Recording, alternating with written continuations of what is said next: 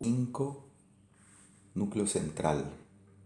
Esta es la clase número 17 de 28.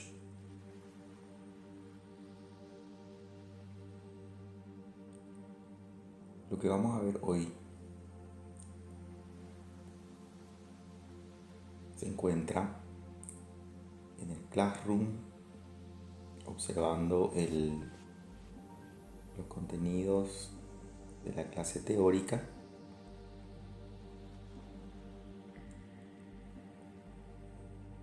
Dentro del programa detallado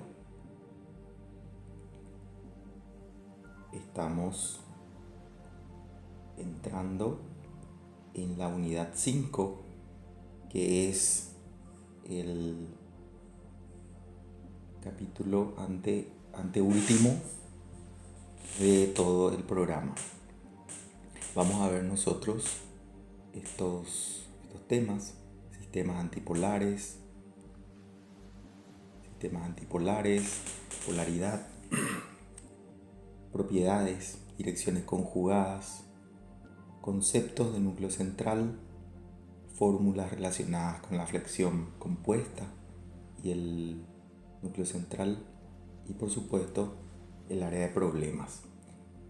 Así como analizamos en la introducción de la unidad 4, acá lo que vamos a hacer es desarrollar una serie de herramientas que nos va a permitir encarar la posición de la línea neutra respecto de la posición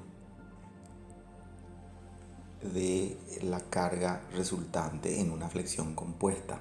Estas herramientas que estamos observando aquí nos va a permitir entender qué tenemos que hacer con las resultantes de las cargas aplicadas sobre sistemas que están a flexocompresión, de tal manera que ocurran ciertas particularidades que a fin del diseño son de conveniencia.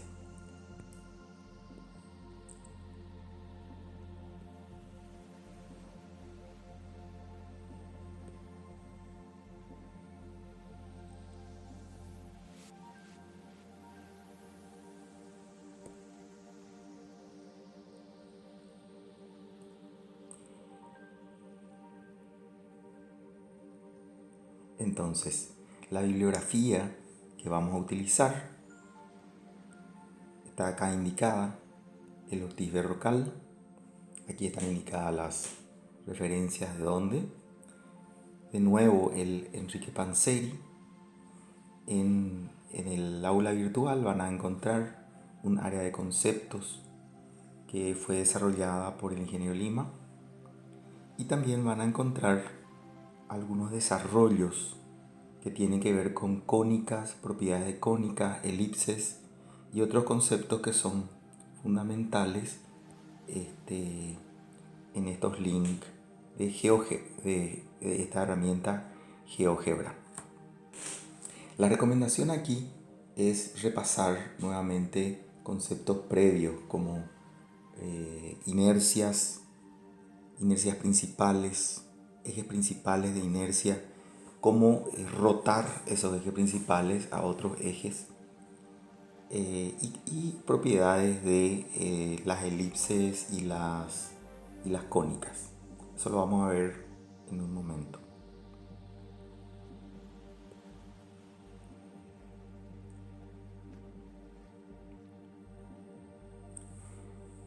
Para entrar en las definiciones y en los conceptos, viene bien primero empezar por esta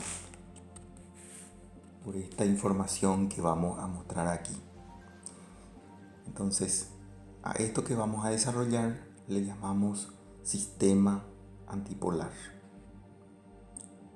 Entonces, empezamos suponiendo que tenemos un área como esta que está acá indicada en amarillo. Es un área cualquiera a la cual le colocamos o le referenciamos un eje cualquiera, y decimos, si este fuera un eje cualquiera y esta fuera un área definida, una vez puesto esto, empezamos a calcular el centro de gravedad que está acá indicado como I sub G de esta área. El centro de gravedad estaría, por ejemplo, aquí en el punto G. Y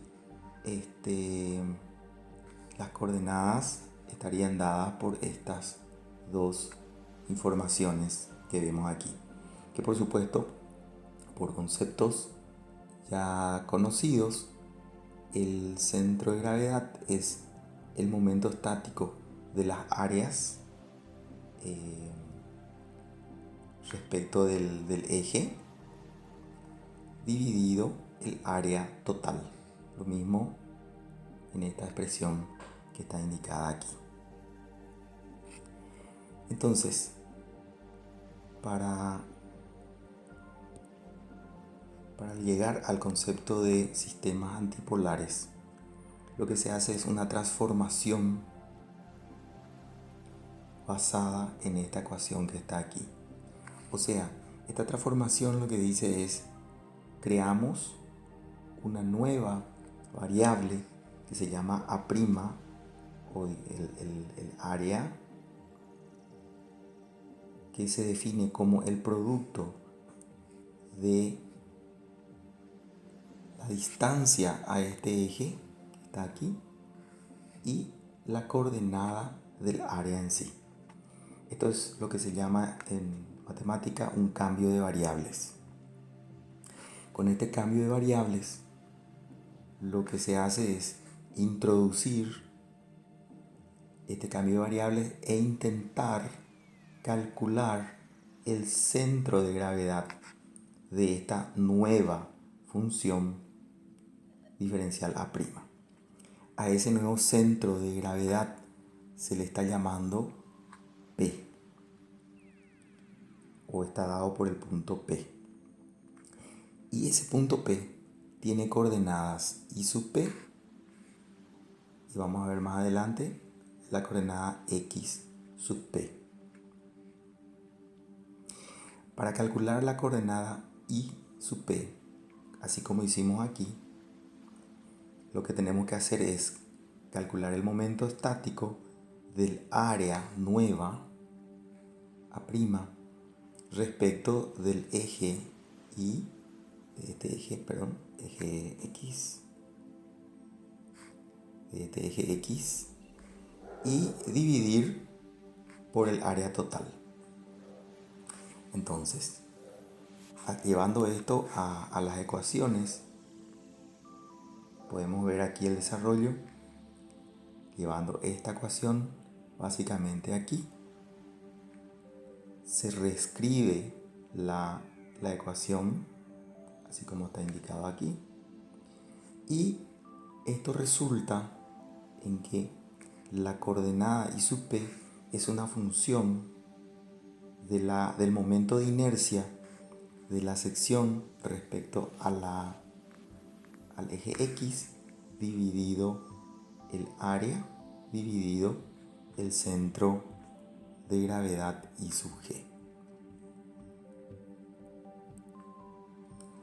Entonces, finalmente esto tiene esta ecuación que se ve aquí. Y si distribuimos, desarrollando un poquito más, distribuimos el denominador en ambos términos y descomponiendo llegamos a una expresión bastante simple que está dada por esta zona de la ecuación, que interpretando nuevamente, fijarse que la diferencia entre esta coordenada y esta coordenada es esta coordenada A. Entonces, resultado de todo esto, de todo este desarrollo, resulta de que la coordenada del centro de gravedad de esta nueva área A sub' resulta relacionando estas entidades que están aquí, A y su G, y el radio de giro de esta sección respecto de un eje centroidal paralelo a este eje de referencia. Esta ecuación que está aquí es una de las ecuaciones más importantes y cuya forma matemática se va a ir presentando en forma constante de aquí para adelante, en forma permanente. Entonces, con este proceso hemos logrado encontrar la coordenada A del punto P, que sería el centro de gravedad de esta área nueva. Ahora, para hacer el cálculo de la coordenada X sub P, lo que se hace es básicamente el mismo proceso. Pero antes podemos también calcular simplemente también en paralelo la pendiente de este ángulo alfa que está aquí, phi, que está indicado en la figura. Entonces la pendiente de este ángulo no es otra cosa que este segmento dividido a este segmento, que es lo que se coloca aquí. Entonces, desarrollando estas dos expresiones, este conocimiento tenemos previamente de arriba, de las ecuaciones que están anteriores, llegamos a la conclusión de que la tangente de ese ángulo phi no es otra cosa que el radio, la inercia respecto del eje X centroidal, el que pasa por el centro y que es paralelo a la recta en cuestión, dividido el producto de inercia también respecto del centro de gravedad de esta sección, donde uno de los ejes es paralelo también a la línea recta X, que le estamos llamando en este momento antipolar.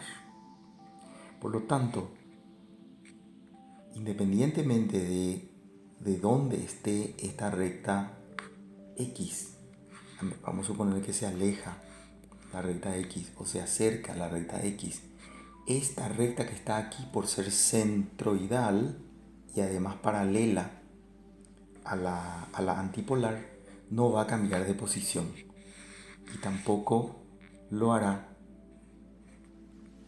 así como tampoco lo hará este término, ni siquiera tampoco variará este término que está aquí.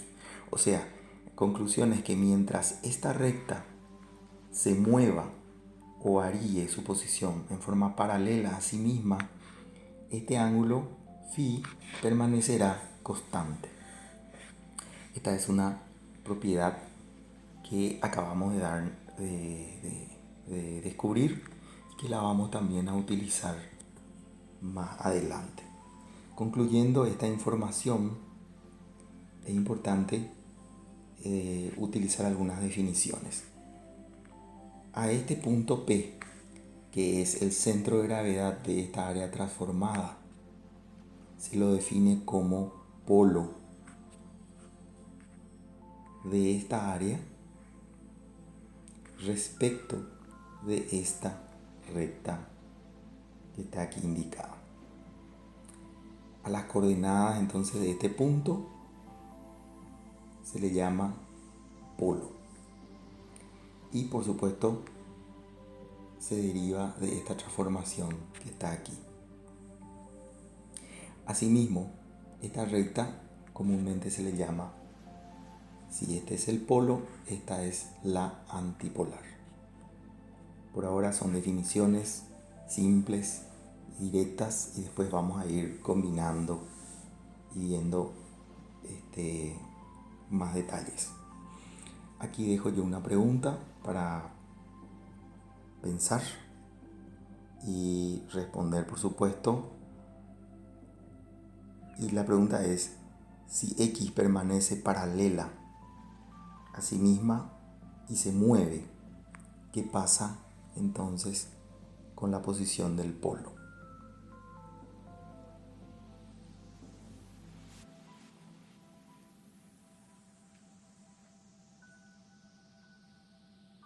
Entonces, lo que acabamos de deducir se sintetiza en un concepto o en una propiedad que es la polaridad. La polaridad de alguna manera es una palabra que la vamos a utilizar para representar que cuando tenemos un área con un cierto centro de gravedad y una recta de referencia, esta recta y esta área tienen una relación respecto del polo a la cual se le denomina polaridad. Esta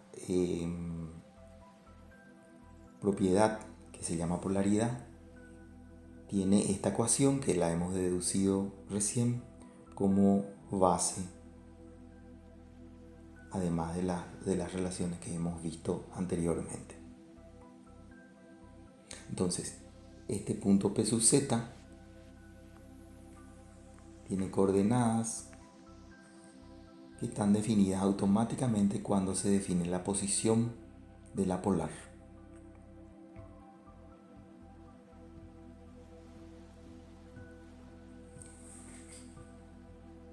Okay.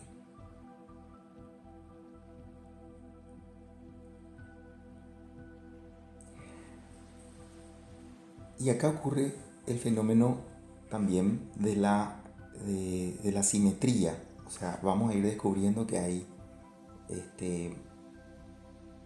propiedades de simetría. Y a esas propiedades de alguna manera le estamos llamando antipolaridad. ¿Qué significa esto? Que el antipolo P', o sea, si esto era el polo y esto era la antipolar, sobre la recta que une el polo con el centro de gravedad al punto que le es simétrico, a este le estamos llamando antipolo. Entonces este sería el polo y su simétrico, según esta recta que está aquí o este segmento de recta, sería su antipolo. Esto también es definición, no tiene más implicancia que eso. Excepto por esto que vamos a ver aquí. Cuando el antipolo, cuando ese punto simétrico al polo se ubica sobre la misma antipolar, entonces lo que ocurre aquí es que este punto forma una figura a la cual se le llama elipse central de inercia. Entonces, perdón, aquí marqué mal, vamos a retroceder un poquito. Entonces, este punto que está aquí sería el antipolo de este punto al cual le llamamos polo. Entonces, el recorrido, como dice acá en el enunciado, el recorrido de este punto cuando coincide o está sobre la propia antipolar, entonces este punto formará un lugar geométrico que se llama elipse central de inercia.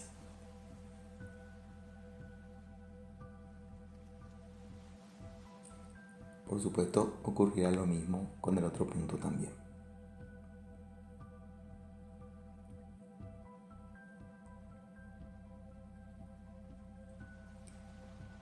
Vamos a ver algunas propiedades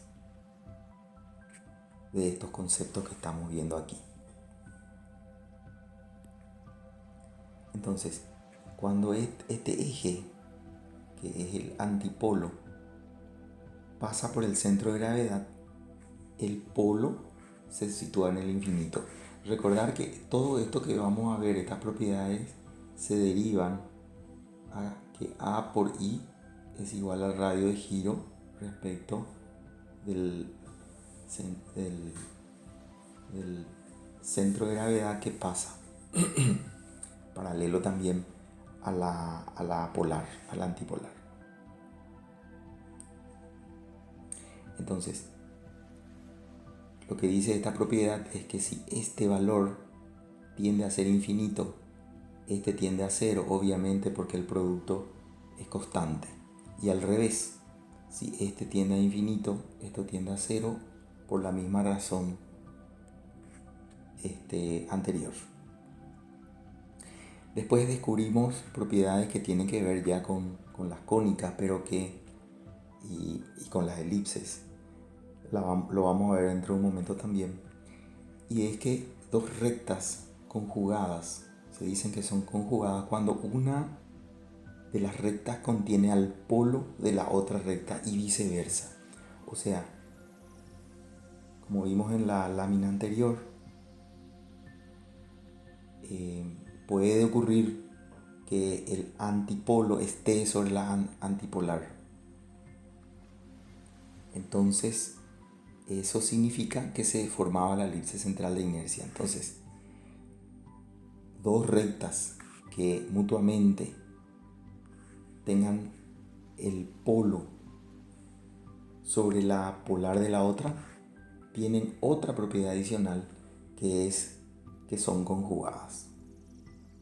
Vamos a ver después mejor detalle de qué significa la palabra conjugada. La palabra conjugada en sí misma es un concepto que vamos a ver después, vamos a repetirlo, y que tiene que ver, repito, con una propiedad más bien de las elipses, pero que también en la flexión oblicua compuesta nos ayuda a definir las direcciones de la resultante de las cargas y la dirección de la línea neutra.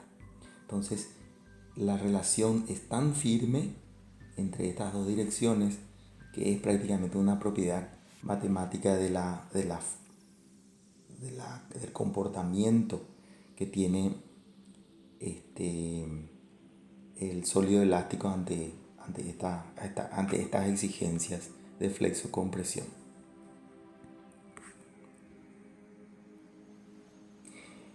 Bien, los polos relativos a un haz de rectas que giran alrededor de un punto cualquiera están situadas sobre la misma recta que es la antipolar del punto de encuentro del haz de recta mencionado. Entonces, acá lo que estamos diciendo es que tenemos un polo y tenemos la polar. Entonces, si nosotros empezamos a tener un haz de rectas que giran alrededor de un punto,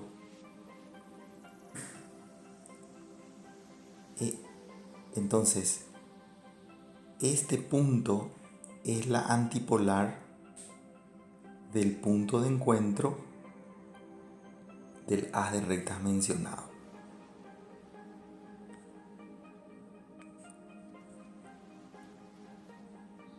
Vamos a ver mejor en un gráfico.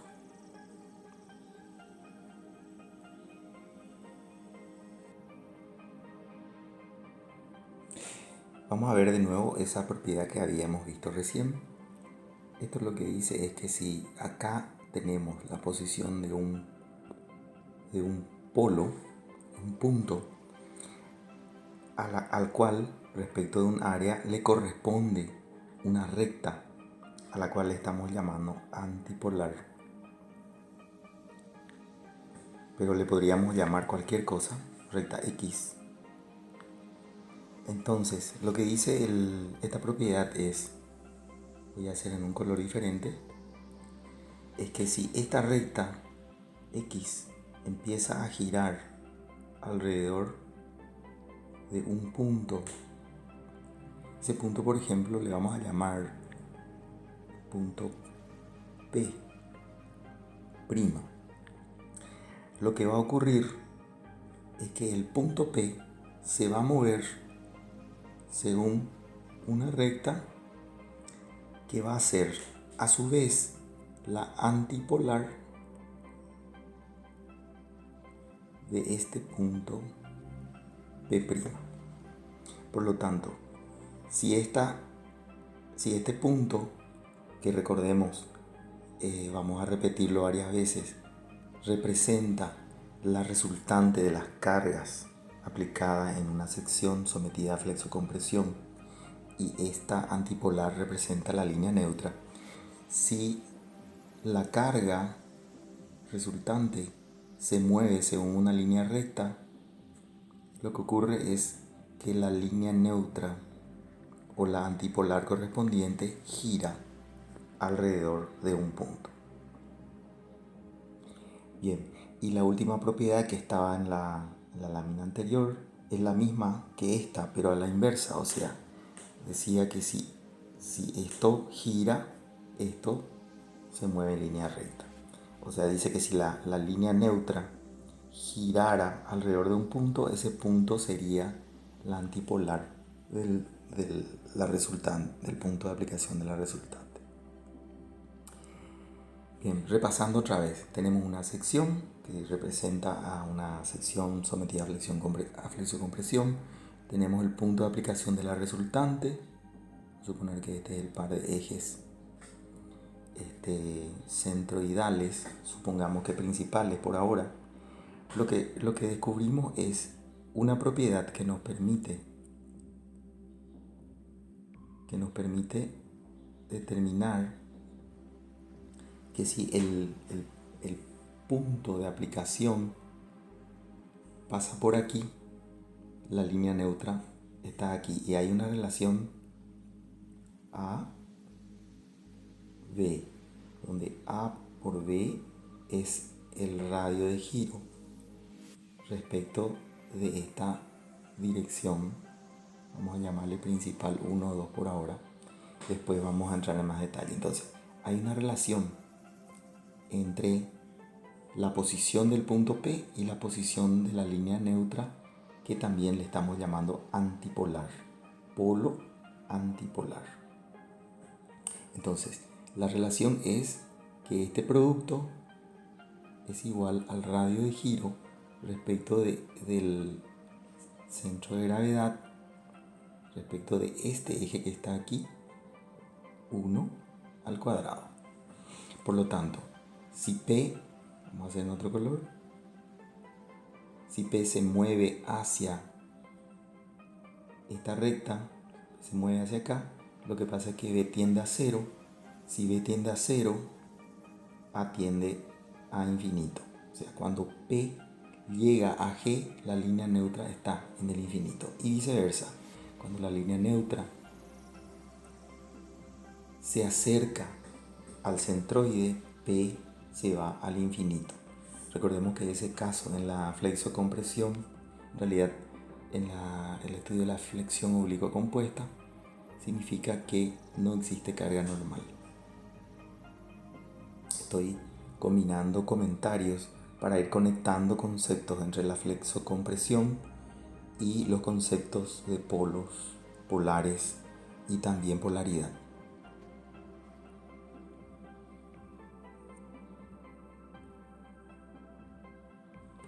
Entonces, hemos visto todas estas propiedades. Vamos a avanzar. Aquí lo que estamos haciendo es simplemente un repaso de los conceptos que son necesarios para rotar, con el recurso del círculo de Moore, pero utilizado para la rotación de inercias. Y básicamente lo que está aquí de recordatorio es que si tenemos un par de ejes principales 1 y 2, o sea, aquí tenemos una sección, como indica aquí la figura, donde tenemos las direcciones principales 1 y 2, que están representados en el círculo de Moore por estos dos puntos. Y lo que queremos saber es qué pasa en una dirección cualquiera representada por la letra B, que está en este punto que está aquí, B. Entonces, este punto B tiene coordenadas y sub x, o sea, la inercia respecto de x, y producto de inercia P de xy. Este cálculo que está aquí no es otra cosa que el desarrollo del círculo de Moore para ir calculando las coordenadas de este punto B.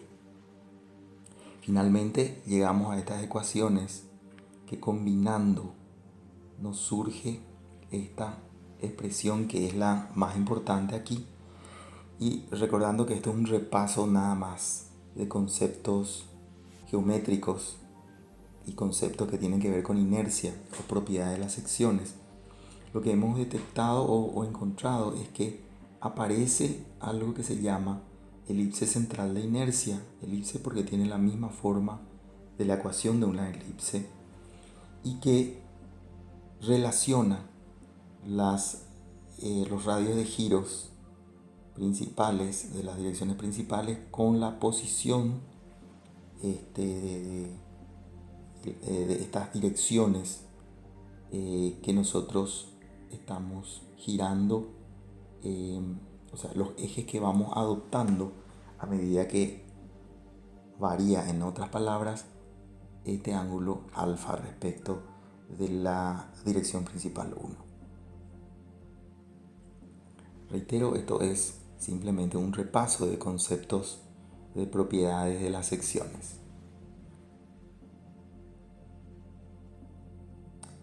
Aquí también estamos haciendo lo mismo. Lo que se hace aquí es la misma sección que hemos tenido en la lámina anterior, en la cual sabíamos la dirección principal 1 y 2 y estábamos buscando información en una dirección que forma un ángulo alfa con un eje principal. Encontramos la ecuación de la elipse central de inercia. Lo que se hace acá es se dibuja esa elipse en este dibujo que está aquí. Esta sería la elipse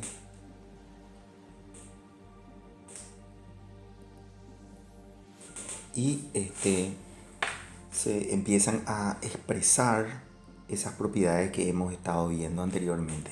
Y por ejemplo, lo que vemos aquí, si esta dirección B expresado por esto que está aquí, se traza esta dirección, vamos a limpiar, lo que dice es, trazamos esta recta, que es una recta que pasa por el centro de gravedad. Vamos a suponer que este es el punto al cual estamos llamando polo. Trazamos la recta.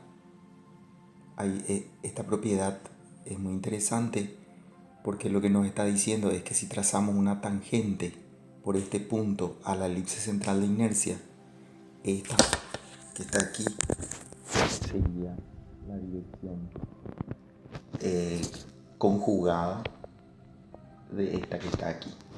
O sea, las direcciones V y T son direcciones conjugadas. O sea, recordemos que direcciones conjugadas significaba que había una relación de polaridad. Si una recta es conjugada de la otra, el polo de una está en la otra y también viceversa. Y eso es lo que se ve que pasa aquí, porque si este sería el polo, esta también sería su antipolar. Entonces está la relación entre este punto y esta recta. Ahora, si este fuera el polo y a este le llamamos antipolo, que es su simétrico, entonces la polar ahí sería esta.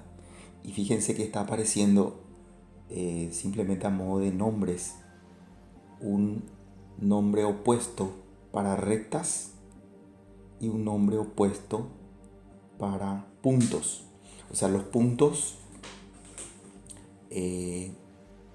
tienen simetría. Estos puntos donde estamos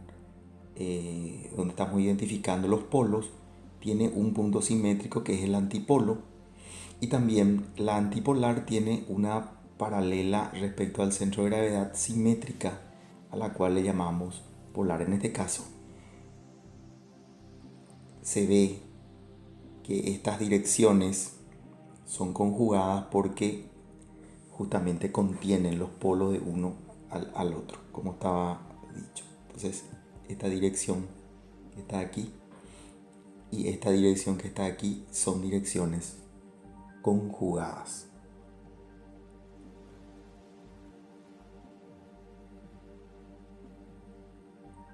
Estas propiedades que estoy explicando tienen que ver directamente con las propiedades de esta elipse.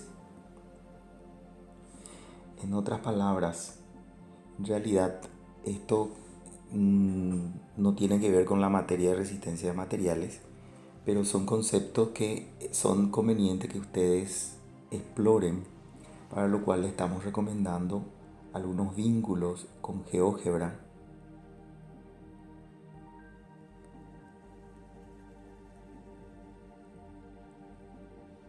para que desarrollen y repasen estas propiedades que están aquí indicadas.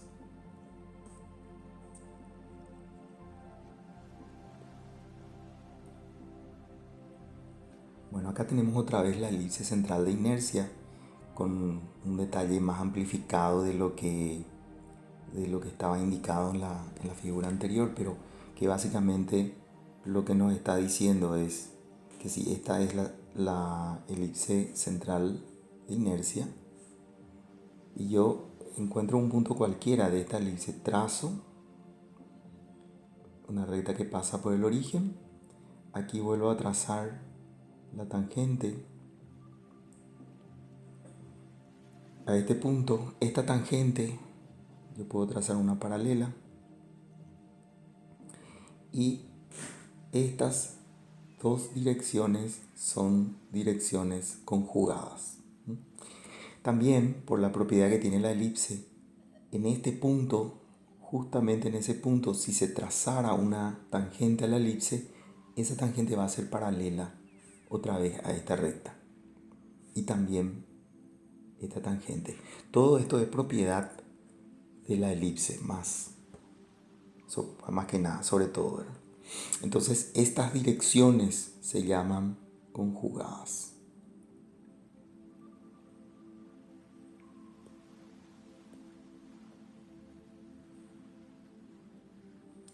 Sintetizando un poco todo lo que hemos estado hablando aquí en una proyección, en una lámina, las propiedades de la elipse central de inercia son entonces estas que están aquí. El producto de inercia en relación a dos diámetros conjugados de la elipse central de inercia es nulo.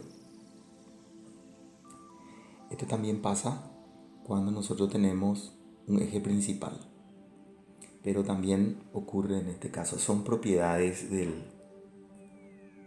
que se pueden ir descubriendo matemáticamente en función o usando las mismas técnicas que hemos mostrado. Entonces, si estas dos direcciones son conjugadas, entonces se da esta ecuación que está aquí, que recordarán ustedes es la misma ecuación de la flexión oblicua que relacionaba la posición de la carga con la posición de la línea neutra y viceversa. Acá nuevamente reitero, existe un vínculo donde ustedes pueden entrar y experimentar estas propiedades que están aquí indicadas, que son propiedades matemáticas exclusivas de la elipse. Reitero que no son conceptos de resistencia de materiales, sino que los utilizamos para poder construir las propiedades que vamos viendo ahora. Bueno, y finalmente Eh, Aquí hay una propuesta también con un simulador para que ustedes vayan experimentando, donde la propuesta aquí es que ustedes desarrollen una simulación en GeoGebra en donde, dada una elipse central de inercia y un polo, vayan encontrando la posición de la antipolar, y también vayan experimentando todas estas direcciones, inclusive este producto, este producto que debe ser constante, y vayan encontrando todas estas propiedades que hemos visto. Reitero, la sugerencia después la vamos a convertir en una tarea. Va a ser que vayan a estos simuladores y construyan las propiedades que hemos visto. Por ejemplo, la propiedad de que si movemos esto en la misma dirección que el centro de gravedad, ¿qué pasa con esta antipolar? ¿Qué pasa si muevo según una línea recta? Gira alrededor de un punto. ¿Dónde está este punto? ¿Qué relación tiene ese punto con la dirección en la que se mueve este otro punto? Todo eso van a poder simular con esta aplicación que está aquí indicada.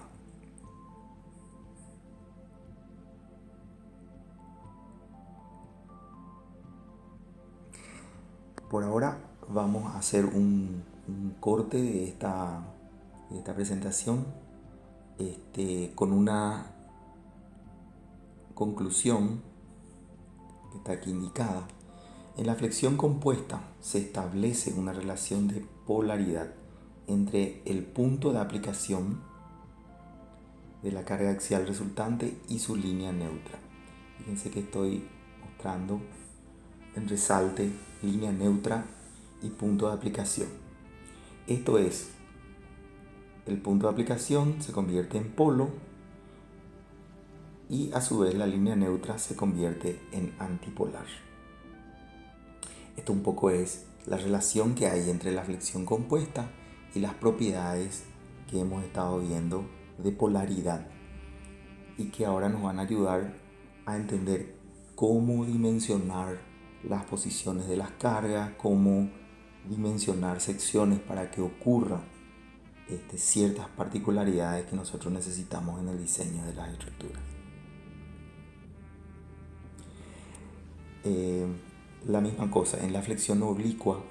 Recordemos que en la flexión oblicua no existe resultante de carga P. Se establece una relación también de polaridad, pero acá es entre el plano del momento actuante y la línea neutra, que ese plano se convierte en el plano de carga. Este plano de carga y la línea neutra, por supuesto, se convierte en su conjugado.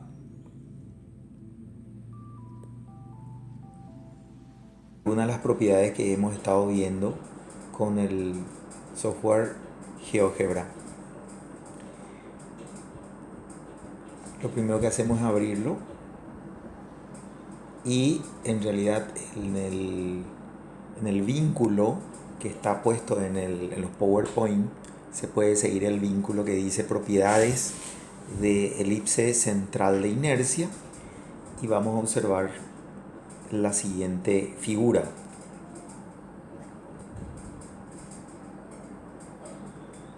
Esto está levantado en la nube, dentro de de las herramientas que están disponibles para GeoGebra. En este caso particular es una herramienta preparada por la cátedra. Entonces, ¿qué es lo que tenemos aquí? Simplemente son algunas herramientas que provee GeoGebra, que tienen relación a la creación de una elipse, con la cual vamos a empezar a jugar con los conceptos que hemos visto. Primero vamos al concepto de elipse. La elipse se forma a partir de estos dos puntos fijos y un punto variable. Recordarán que la elipse se forma dada la suma de estas dos distancias constante. Entonces, Lo que nosotros estamos haciendo aquí es utilizar la herramienta directamente de GeoGebra para construir esta, esta elipse, en donde se puede ver que, dado los puntos A y C, se puede ir definiendo el punto D, que es el punto que define la forma final de la elipse. Esto por un lado. Por otro lado, lo que nosotros estamos viendo, que si escogemos un punto cualquiera, E, y exploramos lo que pasa en este punto E cuando corta este centro, recordemos que este centro equivale también al centro de gravedad de la sección, detectamos este punto que está aquí, y si trazamos una tangente a la elipse por este punto que está representado por esta recta, y trasladamos o trazamos una paralela por el punto G de esta recta, tangente, esta recta intercepta finalmente a la elipse en este punto que está aquí indicado.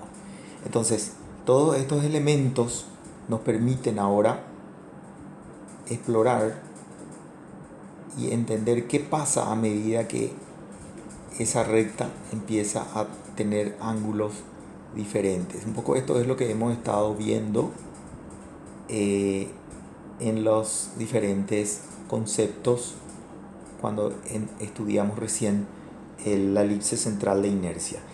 Vamos a repasar algunas cuestiones. Si esto fuera el polo, esta se convierte en la antipolar. Entonces, fíjense también que estamos visualizando aquí este ángulo, que es el ángulo entre el eje y esta, que es la línea conjugada.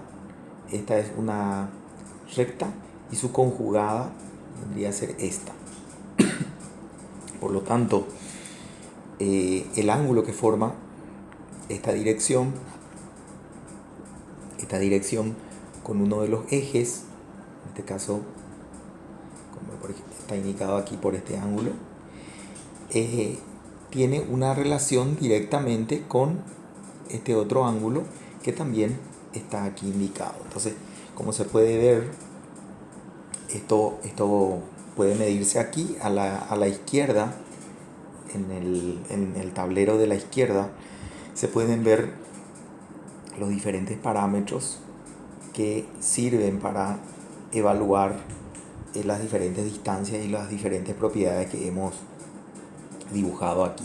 Todas estas rectas son rectas que se pueden construir con la herramienta GeoGebra. Otra cuestión importante es que tanto esta como esta recta son rectas tangentes. Fijarse que estos son los dos puntos donde tangencian estas dos rectas que se trazan por un punto E cualquiera a la elipse central de inercia, y estas tangentes interceptan según esta recta a la elipse central de inercia. Si nosotros trazamos una paralela simétrica respecto del centroide a esta recta, obtenemos esta otra, que es justamente la dirección de la antipolar de el punto E, que es un poco lo que hemos estado viendo también. Lo otro importante es que esta recta que está aquí indicada con colores y líneas de puntos azules y rojas, en realidad es porque hay dos rectas superpuestas una sobre otra. Una de ellas es la tangente, una de estas dos rectas es la tangente a la elipse por este punto, y la otra es una recta paralela a esta recta que está aquí en este punto. Como pueden ver, ambas rectas coinciden, dándose también de esta forma la relación de que esta recta que está aquí y esta recta que está aquí son paralelas. que es un poco lo que hemos estado viendo también acá. Hay un paralelismo también entre todas estas direcciones que están indicadas aquí.